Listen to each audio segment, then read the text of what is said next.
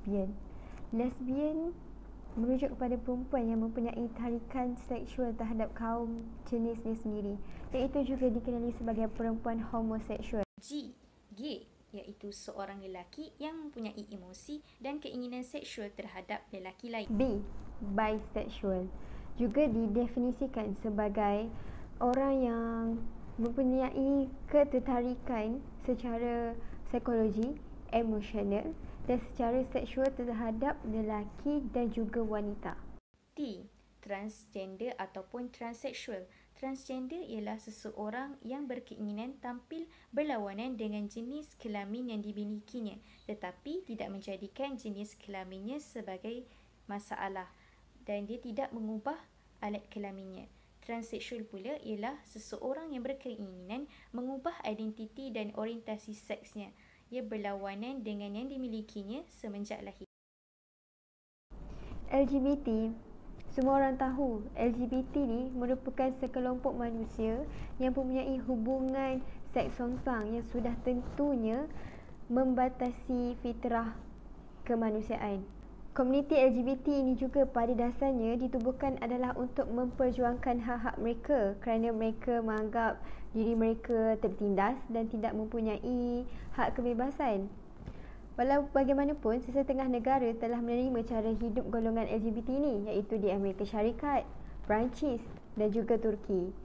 Negara Islam seperti negara kita di Malaysia sangat-sangat tidak menerima orang golongan LGBT ini kerana tidak menepati syariat Islam.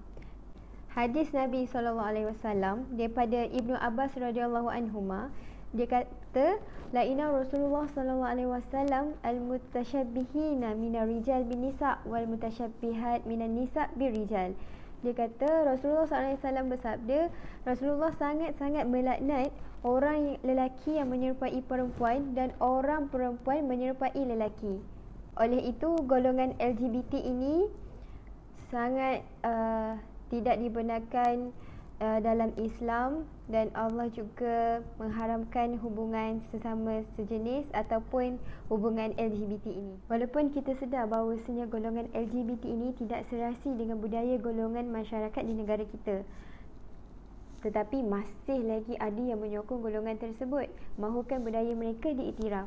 Kejadian ini pernah berlaku pada bulan Mac tahun lepas, di mana golongan LGBT ini melakukan perhimpunan dan perarakan haram berhampiran dengan pusat beli belah Sogoh sebelum mereka berarak ke Masjid Jamik supaya mereka diberi tuntutan hak kerakyatan sama dengan rakyat Malaysia yang lain. Difahamkan juga terdapat beberapa golongan bukan kerajaan NGO seperti Women AIDS Organisation WAO, Sisters in Islam Activities serta pelajar. Antara perkara yang dituntut dalam kumpulan berkenaan ialah menghentikan keganasan terhadap wanita, menghapuskan diskriminasi jantina dan kesesamaan gender. Kenapa semua ini berlaku? Allah SWT pernah berfirman, Atatuna zukrani minal alamin. Patutkah kamu berhubungan sesama jenis dari lelaki dalam kalangan manusia? Lagi-lagi mereka juga melakukan slogan seperti hidup LGBT, di mana mereka juga mengibarkan bendera pelangi yang menandakan slogan mereka terhadap golongan itu. Sementara itu, Polis Kuala Lumpur mengesahkan menerima laporan polis berhubung perarakan sempena Hari Wanita Antarabangsa yang disertai sekumpulan LGBT. Ketua Polis Kuala Lumpur, Dato' Sri Mazlan Lazim berkata, pihaknya akan menyiasat laporan itu di bawah Seksyen 9-5 Akta Perhimpunan Aman. Katanya ketika dihubungi Astro Awani, beliau mengesahkan menerima laporan perarakan wanita di hadapan Pusat Beli Belah Sogoh dan ada kumpulan komuniti LGBT yang turut serta. Isu yang berlaku di Malaysia, terdapat banyak faktor ataupun punca yang menyebabkan berlakunya gejala LGBT ini. Yang pertama, pengaruh media massa, di mana media massa seperti internet merupakan medium yang sangat-sangat mudah untuk golongan LGBT ini terpengaruh dengan gejala yang tak sihat. Contohnya seperti di Facebook, Twitter dan sebagainya. Yang kedua, trauma masa lampau, di mana mereka sendiri merupakan mangsa pemerkosaan dan mereka jadi takut untuk menjalinkan hubungan dengan berlainan jantina. Yang ketiga ialah pengaruh rakan sebaya. Mereka ni yang pernah bersekolah sama ataupun menjalani kehidupan mana-mana pun, dan mereka berkawan dengan rakan homoseksual yang kurang jati diri dan pengetahuan dalam agama. Yang keempat, kurangnya penghayatan dalam pendidikan agama. Walaupun pendidikan agama telah diberikan sejak kecil, namun amalan beragama dalam kehidupan seharian kurang dipraktikkan, maka mereka ni ataupun seseorang individu ni mudah cenderung ke arah golongan LGBT. Golongan LGBT ni tidak dapat membezakan baik ataupun buruk sesuatu benda. Allah Subhanahu Wa Taala telah berfirman, A'udzubillahi minasyaitonirrajim, la taqrabuz zina innahu kana fahishatan wa sa'a sabila. Yang bermaksud jangan dekati zina, sesungguhnya zina itu perbuatan yang keji dan satu jalan yang jahat. Kesan gejala LGBT ini bukan sahaja terhadap individu, malah keluarga, masyarakat dan juga agama juga turut terkesan. Yang pertama, dari segi individu. Mereka golongan LGBT ini mudah terdedah dengan pelbagai penyakit yang berbahaya seperti AIDS, HIV dan pelbagai penyakit kelamin. Yang kedua, dari segi keluarga. Ahli keluarga mereka merasa sangat kecewa dengan perbuatan mereka dan secara automatiknya keharmonian institusi kekeluargaan juga turut terganggu. Dan yang seterusnya, dari segi masyarakat, golongan LGBT ini akan diusir oleh masyarakat kerana mereka bimbang golongan ini akan mempengaruhi individu lain untuk turut sertai mereka. Dan yang terakhir, dari segi agama, golongan ini akan merosakkan akidah dan akhlak seseorang dan kesucian Islam ini tidak terjaga sekiranya mereka membenarkan golongan LGBT ini, kerana golongan ini tidak menjaga keturunan zuriat mereka. Bagaimana cara untuk kita membendung isu LGBT ini daripada terus berleluasa? Yang pertama, mereka perlu kembali kepada ajaran agama. Seperti yang kita tahu, perbuatan LGBT ini haram di sisi Islam dan perlakuan songsang ini berlawanan dengan arus sistem agama. Hal ini disebabkan oleh iman dan juga akhlak mereka yang lemah. Oleh itu, pengetahuan agama sangat penting untuk kita membezakan yang mana haram dan yang mana halal.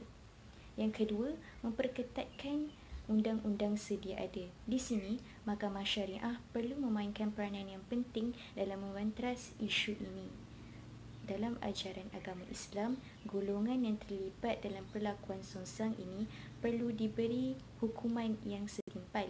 Selain itu juga, golongan LGBT ini perlu dikawal dan dicegah daripada terus memperlekehkan dan menghina sistem perundangan syariah Islam di Malaysia. Yang ketiga, kempen kesedaran masyarakat. Masyarakat perlu sentiasa diingatkan tentang kesan-kesan negatif golongan LGBT ini.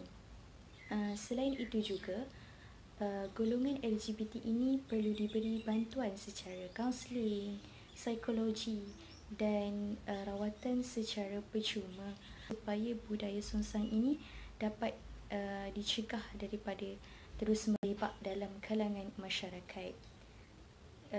Secara kesimpulan, pengetahuan agama yang tinggi, kesedaran masyarakat serta penguatkuasaan undang-undang perlulah memainkan peranan yang sangat penting untuk memulihkan serta membantras isu LGBT ini dari terus berluas. Isu yang berkaitan di Malaysia, yang telah berlaku di Malaysia itu telah berlaku juga pada zaman Nabi Lut alaihi salam.